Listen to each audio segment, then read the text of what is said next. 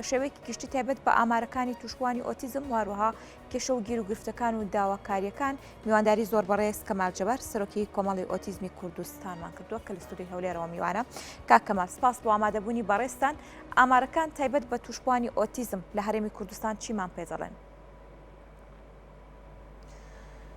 سپاس بۆم دەرفەتە، سپاس بۆ کورسات.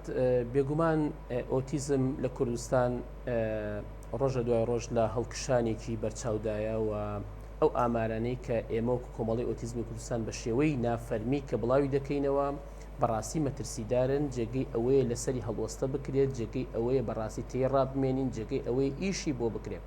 بەڕاستی کێشەی ئۆتیزم ئەمڕۆکە لە کوردستان کەیسی ئۆتیزم کەیسێکی فرامۆشکراوە، کەیسێکە گرنگی پێنەدراوە، کەسێک کە پەراوێز خراوە و هەروەها ڕۆژ لە دوای ڕۆژ ڕێژەی مناڵانی ئۆتیزم لە زیادبووندایە و ئەو ئامارانەی کە ئێمە لامانە بە شێوەی نافەرمی ئاماژە بە ئەوەیان کە ئێستاکە نزیکی 3300 حاڵەت هەیە لە هەرێمی کوردستان بێ لە کەرکووکی خۆشەویست کە ئەو پارێزگایانی هەرێم کە بەڕاستی ئەو حاڵتانەیان تایە، بەڵام لە بەرامبەردا ئەو سنتەرانی کە دەکرێت ڕاهێنان بە مناڵانی ئۆتیزم بکەن و باشترین خزمەتگوزاریان پێشکەشکن لە ئاستی نەک پێویستانیە زۆر کەمە، زۆر لە خوارەوەی.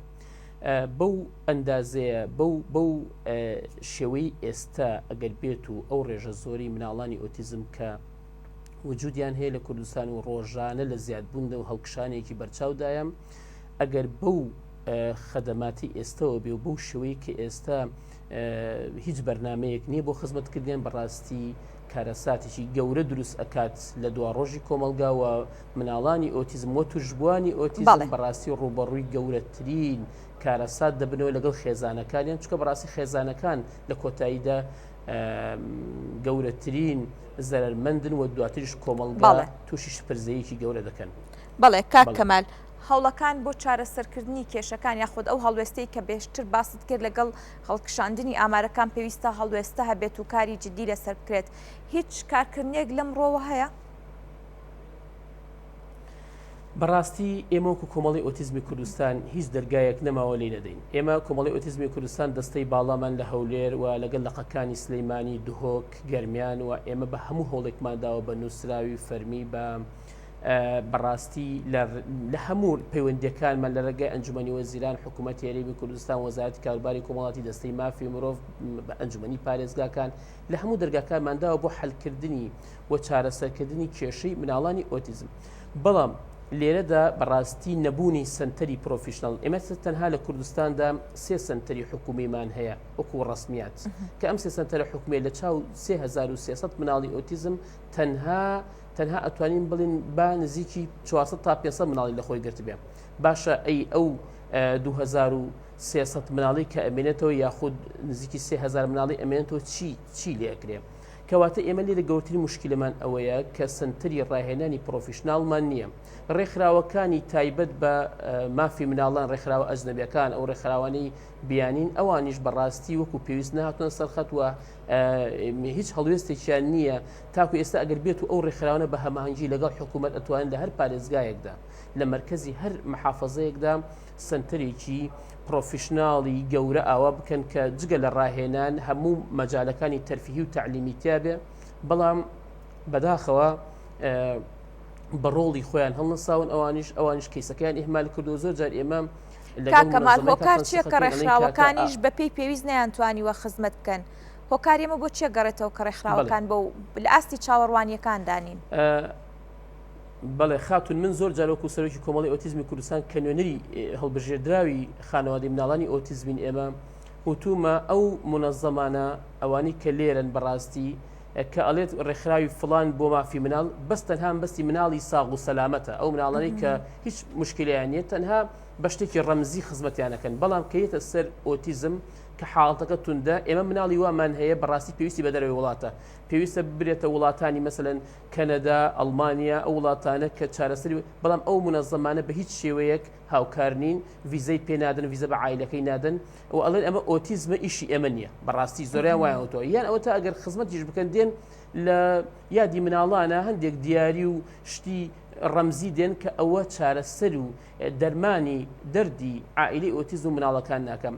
بەڕاستی من لێرە ئەڵێم ڕێژەی ئۆتیزم ئەمڕۆکە لە کوردستانە مانگانە لە هەڵکشانێکی بەرچاوایە. تکایە فریا بکەون. بەڕاستی ئامارێکی مەترسیدار لە ئارایە کە 3300 منداڵ لە ڕێژەی 5 ملیۆن کەس لە کوردستان 3300 مناڵ هەبێت کە لەوانەیە زیاتریش بێ، لەوانەیە چەند ساڵی داهاتوو ڕێژەکە بەرەو هەڵکشانی بژێت. لە ساڵی 90 بۆ ساڵی 2000 لە 150 مناڵ تەنها مناڵی ئۆتیزم بوو، بەڵام دواتر ڕێژەکە بەرز بوو لە 2000 بۆ 2010 لە 110 مناڵێک ئۆتیزم بوو. ئێستا حاڵە گەیشتوتە ئەوەی لە 95 مناڵێک ئۆتیزمە. بەڕاستی وای لێت لە ئاخیرە ئەگەر بێت و ئێمە حەلێک نەدۆزینەوە، چارەسەرێک نەدۆزینەوە، مرکزێکی ڕاهێنانی پێشکەوتومان نەبێت لە هەموو شار و ناحێ و گوند و لادەکانە، ئەوە وای لێدێت کە بەڕاستی ڕێژەکە هەڵەکشێت لە 60 مناڵە ئەبێتە مناڵێکی. اینجا جگە لەوەی ئێمە بێ لەو ئەوەی کە ڕێژەکە هەڵئەکشێ، ئێمە ئێستاکە لە ئاستی خوێندن و قوتابخانەکانیشدا بەڕاستی بێ لە سنتەرەکان ئەگەر بێ بەسەر ئەو باسە ئەوە وەکو تەوەری دۆ میشەڵە دێمەسەری. بەڵێ باشە ئەفۆ کاک کەمال ویستم ئەوە باسکەم لە سەرەتای قسەکان تاوت تاموکو کۆمەڵی ئۆتیزمی کوردستان لە دەرگای هەموو لایەنێکی پەیوەندیدارمانداوە تاکو بەدەم تووشوانی ئۆتیزم و ئەم هەڵکشانی ئەم ئامارە بێت. هۆکاری وەڵام نەدانەوە چییە؟ بۆچی کە وەڵام نەدراونەتەوە؟ بۆچی بەتەنگ تووشوانی ئۆتیزمەوە نارێ؟ هۆکاری زیاد نەکردنی سنتەرەکان تەواوی کێشەوگیر و گرفتەکان بۆچی دەگەڕێتەوە؟ بەڕاستی لە سەردەمێکە لە دوای 2014 بۆی قەیرانی دارایی و داعش و کۆمەڵێک بارودۆخی سیاسی شتەکە نەکرا. ئێستش بەڕاستی بەڵێن دراوە مەسەلەن کە سنتەری تر دروست بکرێت، بەڵام بەداخەوە ئیشەکان بە سستی ئەڕوا، بەداخەوە یعنی وەکو ئەڵێ لەسەر پشتی کیسەڵ ئەڕوا. یعنی ئێمە ڕۆژانە لە دەرگاکانیان ئەدەین، ڕۆژانە نووسراو ئەەکەین، ڕۆژانە داوا ئەەکەین، بەڵام هەر وعدە و زۆر بەکەمی جێبەجێکرێ. بەداخەوە هەتا بێت ڕێژەکەش لە زیادبوونە، هەتا بێت خێزانەکان شپرزە ئەبن چەندین خێزان بەهۆی مناڵی ئۆتیزمەوە لێک جابوونێتەوە. تکایە ئاگدار بن. من حەزەر ئەدەم وەکو ئەڵێ ئاگداریانەکەمەوە کە ئێستا ئێمە چەندین خێزانمان ئەوەی کە سەری خۆی هەڵگرتووە ژنەکە ئافرەتەکە چۆ بۆ دەرەوەی وڵات پیاوەکەی لێرە بەجێشت، یان پیاوەکە چۆ مناڵەکەی بەجێشت، یان لێرە لە محکەمە جابوونێتەوە دایکە ئامادە نەبووە مناڵەکە بەخێو بکات، یا خود بەهۆیەک لە هۆیەکان زیز بوونە لە یەکتر. ئێستا کێشە کەوتووە نێوان نێوی زۆربەی عائیلە و خێزانەکانەوە کە وای کەس لە ئاخیرە سەر ئەکێشێ کە کۆمەلگا شپرزەکە کە بەڕاستی ئەوەی ئێمە تێبینی ئەەکەین کاریگەری زۆر خراپی لەسەر دواڕۆژی کۆمەلگاکەمانە بێ ئەگەر ئێستا چارەسەرینەکان چدە ئێستا درەنگ بووە، بەڵام هێشتا بەم درەنگیش چارەسەر بکرێ باشترە لەوەی کە بگاتە ترۆپک و ئیتر هیچ حلێکی بۆ نەدۆزینەوە. بەڵێ کاکەمال دیارە ئەو سێ سنتەرەی کە لە سلێمانی و دهۆک و هەولێر هەیە ژمارەیەکی کەمی تووشبوانی ئۆتیزم وەردەگرێت. بۆ هۆکارە دایک و باوکی تووشبوانی ئۆتیزم لە سنتەرە ئەهلیەکان ڕایانان بە منداڵەکانیان دەکەن. ئەمەش بارگرانیەکی دیکەیە، قورسیەکە. هەندێک جار نرخەکان ئیستغلال کراوە. چی کراوە بۆ ڕێخستنەوەی نرخەکان بەلایانی کەمەوە لە سنتەرە ئەهلیەکان کاتێک کە مناڵ چانسی نابێت لە سنتەری حکومی وەربگیرە؟ بەداخەوە خاتونی بەڕێزی وەکو کۆمەڵی ئۆتیزمی کوردستان زۆر جار بە نووسراوی فەرمی ئاگاداری وەزارەتی کاروباری کۆمەڵاتیمان کردێتەوە کە لە سنتەرە ئەهلیەکان تەمەن هەمویان ناڵین بەس بەشێکی زۆریان بەڕاستی تجارەت ئەکرێ بە مناڵی ئۆتیزمەوە. سنتەری وا هەیە لە 5 وەرەقا $500 تا $800 وەرئەگرێت. کارەساتە لەم بارودۆخەیە دۆلار بەم گرانیە بەم بەرزیە کە ئەو پارە زۆرە لە عائیلەی ئۆتیزم وەرەگرێ و وای لێکرێت کە بەڕاستی تیجارەت بکرێت کە ئەوانیش ناچارن مناڵەکانی بەنە ئەو سنتەرە ئەهلیانە. بەڕاستی تا ئێستا نرخەکان ڕێک نەخراوەتەوە، هەر سنتەرە و بە جۆرێک پارە وەرەگرێ. دەبێت لیژنەیەکی باڵا پێک بێت لە وەزارەتی کاروباری کۆمەڵایەتی کە سەردانی ئەو سنتەرانە بکات کە بە جۆرەی ڕاهێنان، بە جۆرەی ئاستی هاوچەرخی سنتەرەکە، بە جۆرەی ئەو جۆرە ڕاهێنانی کە پێ ئەکرێ و کات و ساتەکەی و چەند سەعات و چەند دەقا پێ ئەکرێ دەبێت ئاوا نرخدا بنرێ.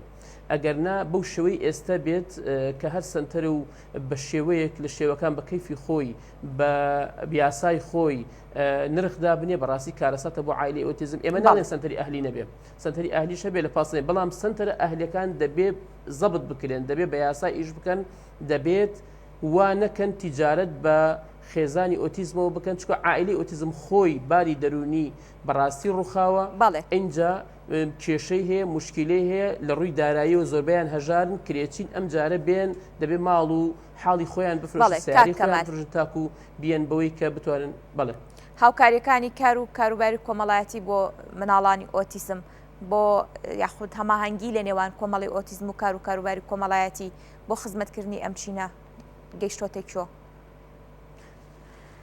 بڵێ وەزارەتی کار و کاربای کۆمەڵاتی بە سوپاسەوە هاوکاری بەڕاستی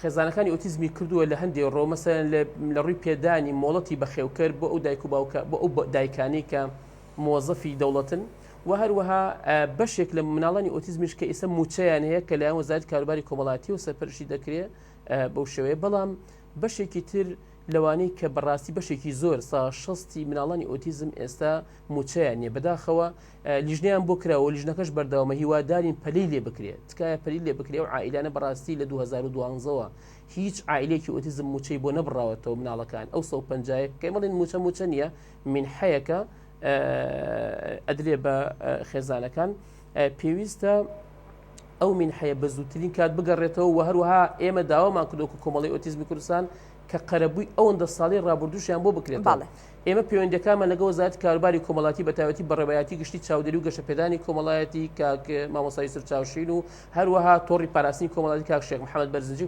هەموو ئەمانە و لەگە وەزارەت خودی وەزارەت و جەنابی وەزیریش پەیوەندیمان زۆر باشە لە ئاستێکی باشایە بەڵام هەموو شتێک وەزارەت ناتوانێت بیکات دەبێت ئاستێکی باڵاوە لە پەرلەمانەوە بڕیار بدرێت بۆ هەندێک یاسای ماف و ئیمتیازاتی کەم ئەندامانی 2011 کرێت تعدیل بکرێتەوە هەندێک بڕگەی تایە لە خزمەتی ئۆتیزمانیە دەبێت بۆ نمونە دەبێت هەر دایک و باوکێکی ئۆتیزم کە مۆزەفی دەوڵەتن پێکەوە بە یەکڕ ئیجازی مۆڵتی بەخێوکەریان پێ بدرێت کە ئێمە داوامان کردو دەیان جار بەڵام تاکو ئێستا جێبەجێ نەکراوە و هەروەها وەکوتمان موچەکانیان تاکو ئێستا ئەوانی 6 موچەیانی لە 2012 تاکو ئێستا بۆیان جێبەجێ بکرێ و هەروەها یەکێکی تر کە خاڵێکی تر کە پەیوەندی بە بواری پەروەردەوەی عایدی وەزارەتی تەربیەیە دەبێت بەڕاستی هەموو مناڵێکی ئۆتیزم کە قابلی تعلم و فێرکردنە بتوانێت بخوێنێ لە قوتابخانەکە بەڵام هەندێک لە مدیرەکان بەداخەوە عقلیان بۆ دروستەکان هەرچەندە بڕیارەکە هەیە بەڵام ئەوان جێبەجێ ناکەن لە خوارەوە ئێمە سەردانی بەڕێز وەزیری پەروەردەشمان کرد بەڵێنیشیدا بەڵام بەڕێوەبەرەکان لە خوارەوە هەموو مناڵێکی ئۆتیزم وەرناگرن بە بیانووی جۆرا و جۆر و بێبەشیانەکەن لە تعلیم و فێرکردن. بەڵێ زۆر سپاس بۆ کەمال جەباری سەرۆکی کۆمەڵی ئۆتیزمی کوردستان. سپاس بۆ ڕوونکردنەوەکانت.